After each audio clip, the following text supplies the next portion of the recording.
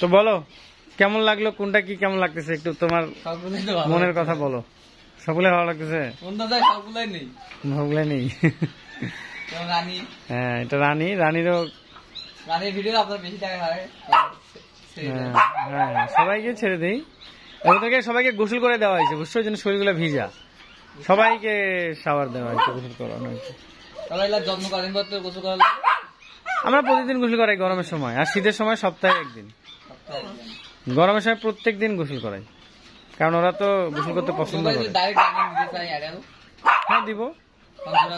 অ্যাডালের price বেশি পড়বে, 50,000, 60,000, 1 lakh piece piece. হ্যাঁ বিভিন্ন প্রাইজের আছে, দেওয়া যাবে, সমস্যা নেই। তাহলে তোমার সাথে একটু কথা বলি।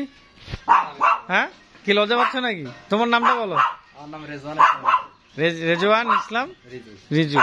তো কেমন লাগলো খামারে এসে? খামার দেখে অনেক ভালো ভালো লাগছে? সাথেও ইচ্ছা আছে, দেখা যাক। তোমারও ইচ্ছা আছে? হ্যাঁ। কি ডগের খামার করা, ডগ পুষা? হ্যাঁ হ্যাঁ।